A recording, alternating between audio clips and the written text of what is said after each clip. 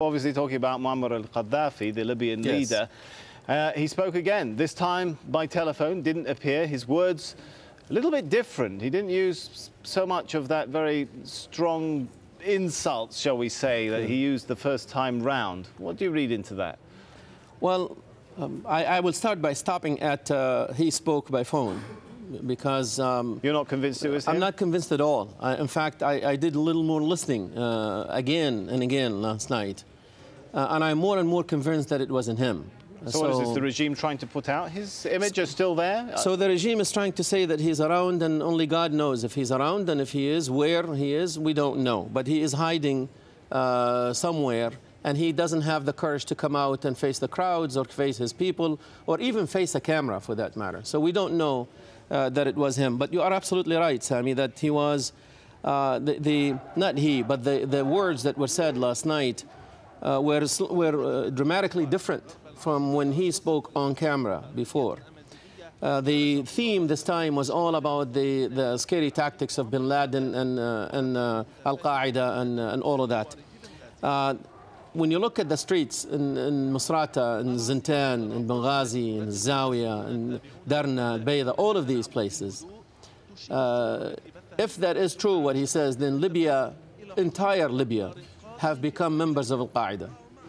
Then all 5.5 million or so, 6 million Libyans are now members of Al-Qaeda, because it is everybody, men, women, children, everybody is out on the street saying, we don't want this person anymore. All right, Ibrahim Jibril, lots more to talk about, but not now. We'll come back to you later. Thanks.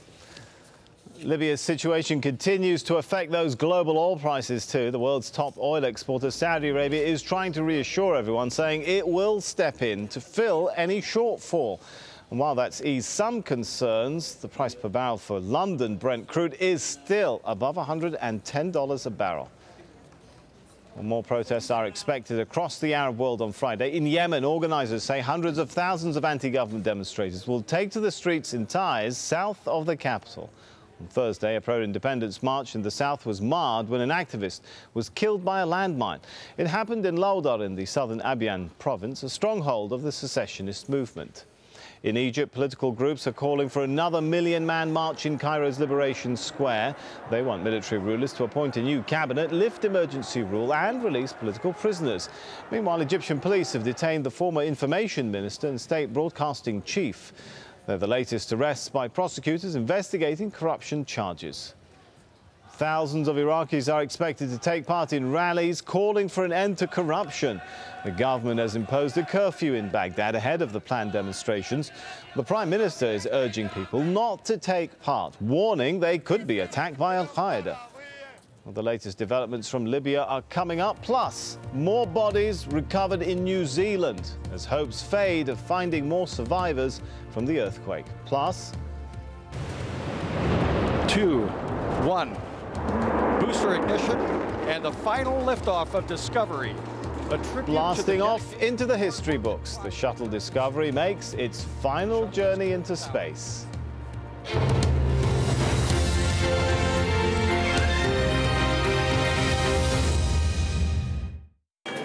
As the dry condition extends over Amritsar, we'll find the right flavor to tempt your palate. Welcome back. In India, we are seeing some rainy conditions down to the south, but not as rainy as they were in the beginning of the week. We saw some heavy showers down to the south, but those are now beginning to push down to the southwest. Still some clouds, though, anywhere up from up to Nagpur, up to also to Calcutta. That will stay in the forecast, but that's just some clouds. That's not going to bring any rain showers with it. Colombo, Sri Lanka, looking very nice over the next couple of days. But where we are going to be seeing a lot of rain is towards Mozambique, especially to the northern parts of Mozambique. Very heavy rain showers are going to be a problem. Now, we have seen 100 millimeters over the last couple of days. We have seen 20,000 people displaced because of the floodwaters in the river basins. And as you can see on the forecast map, very heavy rain showers are going to be the problem. A little bit further to the south, also some rain showers for Johannesburg as well as Durban. Cape Town not looking too bad at 28 degrees for them, but still very rainy over towards Madagascar, where they have seen quite a bit of rain from their last cyclone. Over towards the Arabian Peninsula, warmer temperatures. Look at this. Doha is going to be expecting 28 degrees, Riyadh at 32 degrees, and those temperatures are only going to be going up as we go into the next couple of days. Baghdad, though, 28 degrees in their forecast. Very warm temperatures coming up from the south. Normally 20 degrees for them. Qatar Airways, world's 5-star airline. China has a growing elderly population, and as a consequence of its one-child system, there are fewer younger people to take care of them. It's a responsibility that often falls to the state. Private retirement homes offer an alternative, but independence comes at a price, financially and emotionally. Faces of China, at this time on Al Jazeera.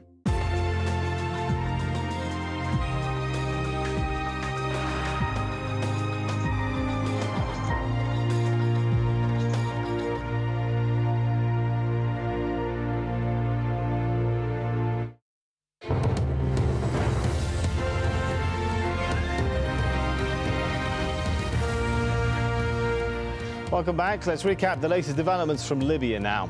Libya's embattled leader is blaming Al-Qaeda for fueling the uprising against him. Colonel Muammar al-Gaddafi made the claim during a second television address to the nation, this time by phone. There's growing evidence the country is slipping from his grasp. More pictures are emerging of anti-government protesters claiming control of areas in the west. And tens of thousands of foreign nationals and Libyans alike are heading out of the country to escape that unrest. As we've said, much of eastern Libya, as well as parts of the west now, said to be under the control of the opposition. Groups there say they're preparing to form a new government. Our correspondent, who we're not naming for her own safety, sent this report from the country's east. Well, here in the east of the country, people say that they have liberated their area. Even though there are no celebrations yet, there is still tension in the air, anxiety in the air. People do follow very closely the speeches made by Muammar Gaddafi, and even though some of them discard some of the threats he makes, others would tell you he is an unpredictable man, and they do fear some sort of counter-offensive.